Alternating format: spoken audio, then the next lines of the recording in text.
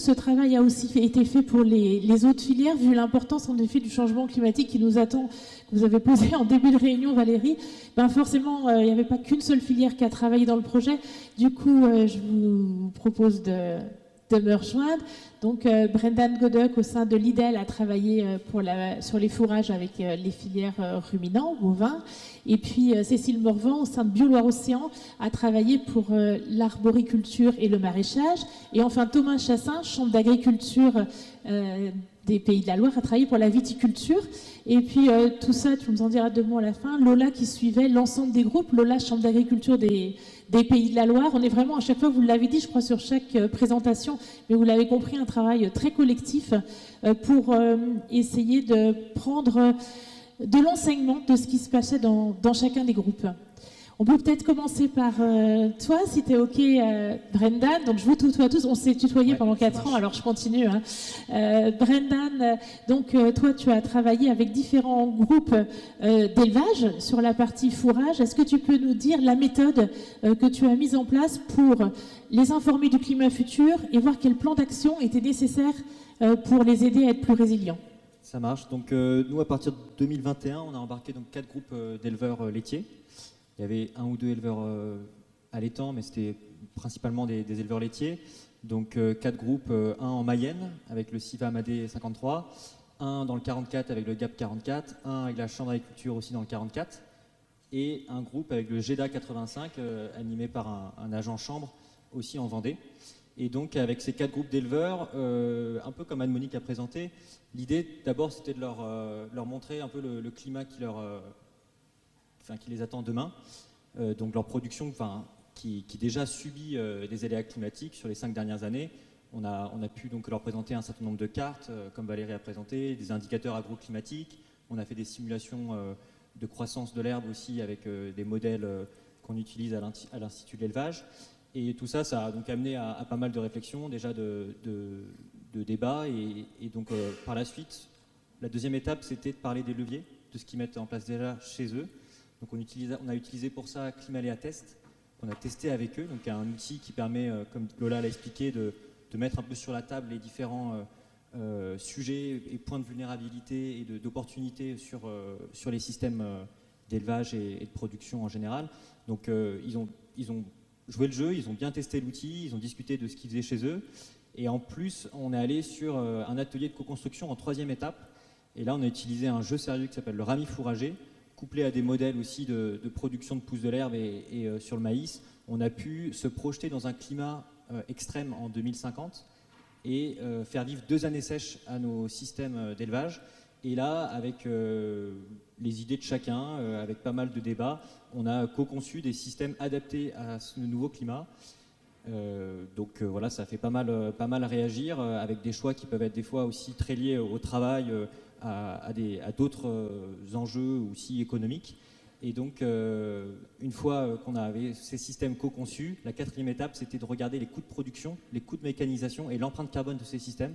Donc on a pu vraiment aller jusqu'au bout, aller dans le concret. Et donc sur les 4 groupes, on a donc développé toute cette méthode. Et en parallèle de ça, bien sûr, c'était des journées d'échange et de partage de résultats et puis de visites de ferme qui alimentent énormément les groupes. Oui, tu as mis un mot qu'on n'avait pas utilisé depuis ce matin. Je te remercie de l'avoir cité. C'est le mot aussi atténuation. Le projet Climavèche parlait d'adaptation au changement climatique, mais évidemment, voilà, ce mot arrive parce qu'on ne peut pas discuter l'un sans l'autre. Et évidemment, toutes les solutions étaient aussi regardées au regard de l'atténuation au changement climatique pour ne pas faire ce qu'on appelle de la maladaptation. Donc, on comprend la démarche, plusieurs réunions, garder des agriculteurs, donc comme l'a dit aussi Anne-Monique, motivés sur une longue période pour avoir le temps de cheminer avec eux. Et qu'est-ce que tu en as retiré du coup? Quels enseignements de ce travail que tu as fait avec ces groupes d'agriculteurs pour mailler notre territoire et que tu continues, je crois, à faire dans le cadre de Fermadapt? Ouais, qu'est-ce que tu en tires et qu'est-ce que tu vois comme suite? Donc, moi, je pense que je retiens, c'est l'aspect un peu pionnier de Climavège où on a pu mettre en place cette méthodologie. Alors, on a déjà étudié le changement climatique plus dans le sud et un peu partout en France également à l'Institut de l'élevage et avec les chambres d'agriculture. Mais là, on a pu vraiment mettre une méthode jusqu'au coût de production vraiment de l'adaptation au changement climatique, et puis tester des outils, Climaléa Test, Climaléa Diag, qui donc en fait vont être utilisés maintenant en formation et qui sont déjà utilisés et prolongés dans le programme Fermadapt. On est allé aussi chercher au niveau de l'Europe des financements LIFE avec le LIFE EFAC qui va vous être présenté aujourd'hui, avec le projet EcoReady. En fait, on va pouvoir développer et démultiplier un peu toutes ces méthodes qu'on a mis au point dans Climavège, entre autres. Et donc ça, voilà, je retiens cet aspect pionnier sur lequel moi j'ai du coup pas mal travaillé. Je retiens aussi le fait que demain, si on veut produire du lait en Pays de la Loire, il va falloir augmenter les coûts de production. Ça, c'est ce qu'on a observé sur tous les groupes. On ne peut pas produire autant de lait avec un climat qui est beaucoup plus contraignant. Donc soit on baisse le nombre d'animaux, on peut commencer par les génisses et les animaux dits improductifs, mais dans tous les cas, il va falloir augmenter les coûts de production, les coûts de mécanisation et souvent le temps de travail. Donc il y a quand même beaucoup de préoccupations de la part des éleveurs sur ces volets-là. Et un dernier point aussi sur lequel je veux insister, c'est l'aspect visite en ferme, échange, d'avoir des financements et des temps de réflexion comme ça qui permettent aux éleveurs de se retrouver et d'échanger vraiment sur quelques astuces et pratiques qu'ils mettent en place chez eux. C'est vraiment précieux d'avoir ces temps-là. Donc voilà. Merci de nous avoir expliqué comment tu as travaillé avec les éleveurs et ce que tu en retiens. Je vais poser les mêmes questions à Thomas Chassin. On va changer de filière. En viticulture, forcément, c'est pas la même façon, les mêmes méthodes. L'idée est la même. Comment on partage la connaissance du climat de demain et quelles solutions d'adaptation sont à mettre en œuvre. Comment toi, avec la filière viticole de la région des Pays de la Loire, et puis en même temps avec des travaux qui étaient faits aussi via le LETG en Bretagne, puisque comme eux, ils voient ça comme une opportunité du fond de la viticulture. Comment vous avez travaillé ensemble sur ce sujet-là et dans le cadre du projet Climavège? Alors, tout d'abord, merci de nous donner l'occasion d'échanger sur nos résultats, et puis merci aux financeurs de la région pour nous permettre quand même d'avancer sur ces problématiques qui sont prégnantes. Donc on a commencé l'idée de ce projet avec, à la suite d'une formation qu'on a montée donc, sur 2 jours avec un peu l'adaptation au changement climatique pour la viticulture. À partir de ça, donc, les vignerons ont participé à ces formations et puis on s'est dit, tiens, il faut qu'on aille un peu plus loin, il faut qu'on rentre dans le concret, et donc on s'était dit que ce serait une bonne idée de pouvoir lancer une dynamique de groupe sur ce sujet, donc sur l'adaptation. Donc ça c'est le premier élément. Donc, nous on était un peu spécifique donc, sur un secteur Anjou-Saumur. Anjou, donc nous on est en Anjou-Saumur et le secteur de travail c'était donc plutôt le secteur angevin qui a des sols qui sont beaucoup moins riches en eau. Donc par rapport à la problématique stress hydrique c'est important. Et donc avec des ensapagements sur le cépage qui est le chenin blanc, donc vous connaissez tous, hein, Coteaux du Layon, Savenière, Anjou blanc, Saumur blanc. Et ce cépage en fait a une fâcheuse tendance à débourrer assez précocement dans l'année. Donc il y a eu des problématiques dès la première réunion de groupe. On a eu la problématique gel qui s'est décidée, avec aussi le maintien de l'identité Loire, donc c'est-à-dire garder de la fraîcheur dans les jus de raisin avant qu'ils deviennent du vin. Donc première approche. Ensuite on a nourri nos réflexions avec des expertises, avec l'accès avec des experts donc, pour pouvoir échanger. Donc on allait à l'INRAE de Bordeaux pour voir une parcelle qui s'appelle Vitadapt, où il y a 52 cépages qui sont plantés depuis 10 ans au même endroit, donc avec beaucoup de données, beaucoup de publications. On a pu échanger là-dessus. Sur des systèmes de conduite aussi un petit peu différents de notre système de conduite actuel. Et aussi donc, avec des experts sur le gel et aussi l'agroforesterie. Donc tout ça, ça a permis en fait, de nourrir une réflexion pour mettre en place des leviers d'adaptation qu'on a ensuite en fait, testé in situ dans les parcelles réelles en conditions de production chez les vignerons. Donc on a fait une dizaine d'évaluations de ces leviers et on a tout de suite aussi voulu faire le tri sur des leviers qui sont quand même qui ne nécessitent pas des gros investissements et aussi qui sont raisonnables en termes de surcoût de temps de travail, et ça c'est quand même quelque chose qui est aussi à prendre en compte. Voilà. J'ai plus de temps en fait. Oui, donc juste qu'est-ce que tu en as retenu? Donc du coup le gel, ça a été la préoccupation qui est ressortie et sur lequel on a senti qu'il y avait des actions à mettre en place. Ensuite vous avez donc recherché des solutions d'adaptation en regardant ce qui était fait ailleurs aussi. Voilà. Oui. Et du coup, outre ces points-là, qu'est-ce que tu retiens de ces 4 années de travaux de Climavège de ton côté? C'est et que les viticulteurs. oui, comme Valérie nous a très bien montré, c'était un petit peu cette variabilité interannuelle qui s'est vraiment fortement marquée entre 2021 et 2024. Donc c'est vrai que au début, on s'était dit, effectivement, on va aller chercher peut-être des systèmes racinaires qui sont plus résistants au stress hydrique avec des porte-greffes plus méridionaux, on va dire, mais néanmoins, on se rend compte que sur des millésimes qui sont beaucoup plus arrosés, on ne peut pas en fait mettre tous nos œufs dans le même panier. Et donc, il faut quand même une diversité d'approches de leviers d'adaptation et même une multiplicité de leviers à effet partiel. Finalement, c'est un peu aussi l'enjeu. Et donc, on a bossé sur l'augmentation de la hauteur des troncs, la baisse de la foliaire, etc. Donc, qu'est-ce qu'on en retient en fait, c'est qu'on a besoin quand même de voir ce qui se passe et comment la vigne réagit. C'est quand même une plante pérenne. Il nous faut des fois 2, 3, voire 4 millésimes pour pouvoir vraiment évaluer en fait la plus-value et aussi les effets induits qu'on ne pourrait peut-être pas soupçonner. Et donc, moi, je remercie vraiment les vignerons et puis les partenaires, donc le LETG et l'IAV, qui nous ont, grâce à cette dynamique collective, on a pu quand même avancer sur la connaissance de quelles sont les plus-values d'augmenter par exemple la hauteur des troncs de nos vignes dans un contexte de changement climatique. Voilà. Merci beaucoup Thomas. Et on va passer à la troisième filière qu'on va aborder ce matin en séance plénière, l'arboriculture, le maraîchage, avec donc Bio-Loire-Océan qui a travaillé aussi sur cette question-là. Donc, est-ce que tu peux nous faire de ton côté un retour d'expérience des travaux menés pour parler des climats futurs aux agriculteurs et mettre en place des plans d'action? Merci Marie-Pierre, bonjour à tous. Un grand merci au projet de nous avoir permis de piloter cette tâche 1.6 qui était une recherche-action participative. Donc moi j'insiste un peu, on est sur une méthode de projet un peu différente. Comment ça fonctionne? C'est associer des producteurs avec des scientifiques, les producteurs avec leurs problématiques et les scientifiques avec leurs connaissances. Et la problématique des producteurs, c'était déjà depuis les années 2015-2016. Produire des fruits et légumes, ça devient plus compliqué, on a moins de repères, il y a quelque chose qui semble changer, mais quoi? Et c'est vrai qu'on a eu la chance de pouvoir solliciter le LETG. Merci à Vincent qui est présent dans l'hémicycle. Merci à Louis, du coup, qui nous a rejoints pour une thèse de 3 ans dans le cadre de ce programme. Pour travailler ensemble, c'est-à-dire définir, choisir les indicateurs en fruits et légumes, qu'est-ce qu'on a besoin comme indicateur agroclimatique, de quoi les producteurs ont besoin, et comment on va pouvoir modéliser ces indicateurs et les projeter dans le futur. Donc nous, on a fait beaucoup d'entretiens avec les producteurs, beaucoup de rencontres individuelles sur une 20aine de fermes. On a fait des rencontres bout de champ, on a fait des visites, on a rencontré l'INRAE et leur verger exploratoire justement sur cette problématique du changement climatique. On a pris beaucoup de temps d'échanges collectifs pour partager et capitaliser les expériences, parce qu'on s'est rendu compte que dans la bibliographie, sur nos filières fruits et légumes qui sont extrêmement diversifiées, il n'y avait quasiment pas de référence.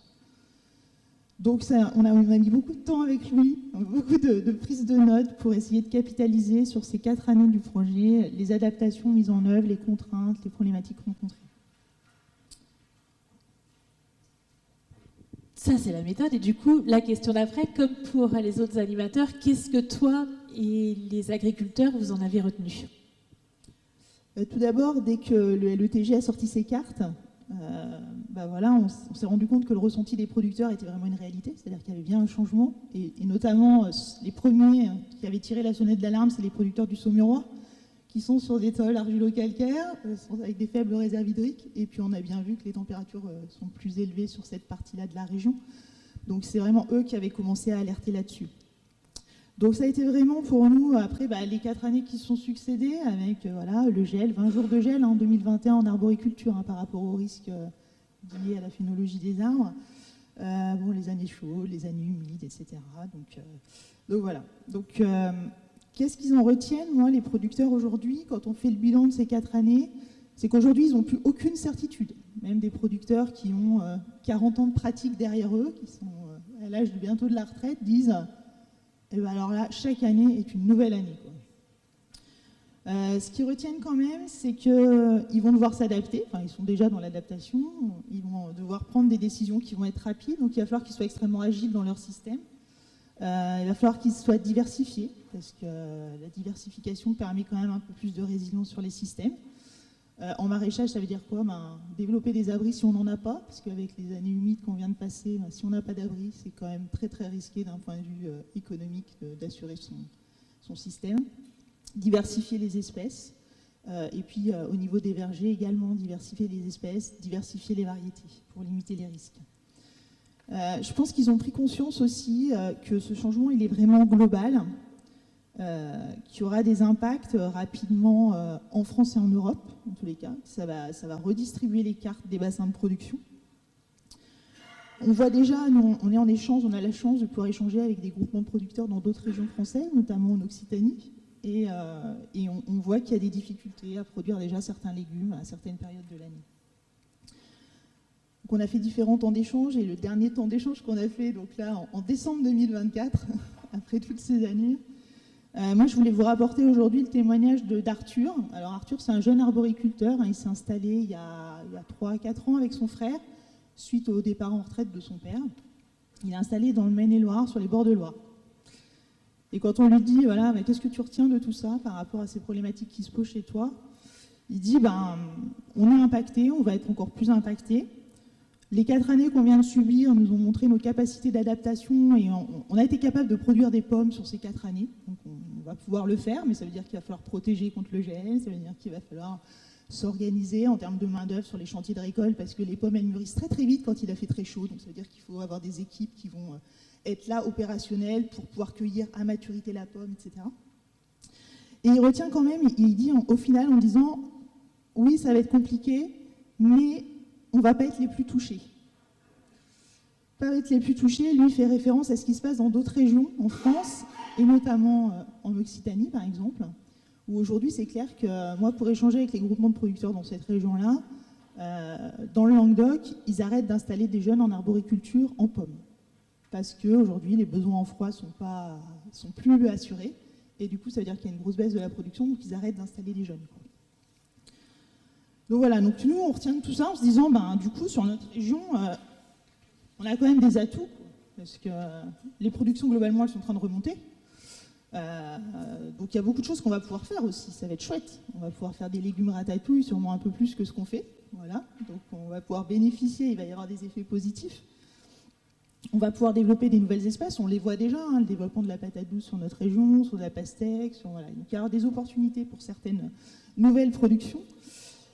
Mais bon, tout ça, nous, nos produits, c'est en moyenne 90% d'eau dans le produit. Donc, ça veut dire que pour les producteurs, la grosse inquiétude, c'est est-ce qu'ils auront un accès à l'eau pour pouvoir produire demain. Voilà, les témoignages qui en ressortent. Merci Cécile. Ce qu'on retient aussi du projet, c'est que c'était bien d'être à plusieurs pour croiser les regards, parce que c'est vrai que pour certains, ça peut y avoir un côté aussi... le changement peut toujours être anxiogène, et donc le fait de se confronter, de regarder, d'être à plusieurs à en discuter, ça permet aussi de se rassurer et de voir qu'il y a des opportunités. Donc on en parlera aussi cet après-midi, mais qu'il faut s'adapter. On a la chance aussi d'avoir un agriculteur viticulteur qui a participé... Thomas, à tes groupes. Monsieur Daniel Macot, vous êtes au domaine des deux moulins. Est-ce que du coup, vous de votre côté, donc tu nous as rapporté un témoignage d'un arboriculteur. De votre côté, qu'est-ce que vous en avez retenu de cette démarche que vous a proposée Thomas dans le cadre du projet? Un point essentiel, c'est la réflexion en groupe. Ça, c'est quelque chose qui nous a beaucoup apporté. On a la difficulté en vigne, c'est une plante pérenne, donc les décisions, les plantations qu'on fait aujourd'hui, c'est pour les 30 ans qui viennent. On a bien vu dans vos projections climatiques que c'est quand même, ça risque d'être un peu plus compliqué que ça ne l'est aujourd'hui. Donc le fait du groupe, le fait d'avoir un animateur performant qui allait chercher les infos climato, qui a su aller chercher les infos pour répondre à nos questions et ensuite ensemble essayer de trouver des solutions. Et pour votre propre domaine, par exemple, quelles solutions vous avez envie de mettre en place du coup? On a commencé à travailler sur l'agroforesterie, qui est un point important, je pense, qui peut être une réponse partielle à l'évolution du climat. Et avec, il y a une collègue qui a travaillé, Thomas en parlait, sur la hauteur des troncs, la hauteur des foliaires. Donc c'est vraiment un travail de groupe. On peut pas, le fait d'être en groupe, ça permet chacun de se focaliser sur un test et d'observer ce qui se passe. On ne peut pas, dans nos exploitations, tester 50 méthodes différentes. Donc ça, c'est, encore une fois, c'est le travail de groupe et l'animateur qui arrive à coordonner tout ça qui fait qu'on peut bien avancer ensemble. Oui, on voit que c'est un leitmotiv depuis ce matin, le fait d'avoir réussi à coopérer tous ensemble. Grâce à tous ceux qui sont là, qui sont dans la salle, c'est sûr que c'est un leitmotiv du succès pour s'adapter face au changement climatique. Et justement, Lola, tu as observé tous ces groupes qui coopéraient. Tu vas en faire la synthèse, tu es en train là, en fin de projet. Je ne sais pas si tu as une ou deux idées à nous partager. Notamment, donc moi, j'étais pas forcément impliquée directement, voilà, animatrice de groupe, mais en effet, ça a été montré, les différentes filières, différentes démarches, façons de faire pour, en collectif, accompagner, identifier des pistes de levier d'adaptation à tester. Et du coup, des forces du projet dans toutes ces démarches, c'est d'avoir pu tester ces démarches. Et donc, on a notamment créé une fiche, on a entendu le mot co-conception tout à l'heure. C'est une méthode qui peut permettre justement en groupe de proposer des scénarios d'adaptation à l'échelle de l'exploitation, de la filière, mais aussi du territoire. On a eu ces différentes échelles-là qui ont été menées dans le cadre de Climavège. Et donc une fiche a été réalisée présentant en transverse 5 démarches qui ont mobilisé de la co-conception dans différentes filières pour permettre d'outiller d'autres animateurs, d'autres conseillers sur ce type de démarche, selon le temps d'atelier disponible, les forces et faiblesses qu'ils en retirent, les différentes étapes et outils mobilisés. On a évoqué Azalée, le rami fourragé, enfin il y a aussi voilà, plein d'autres outils qui gravitent autour du projet qu'on peut mobiliser. Donc voilà, c'est le travail là, qui se termine, qui est quasiment achevé de réussir à capitaliser aussi en termes de méthode tout ce qui a été fait dans le projet pour la suite. Merci. Les outils dont tu parles au long de l'après-midi, pour vous promener, piocher, faire votre marché des savoirs, comme on l'a. Et c'est une partie des outils dont tu parles sont présentés au cours de cette journée tout à l'heure. Et en effet, c'est important de capitaliser pour pouvoir dupliquer ce qui a été fait dans le cadre du projet.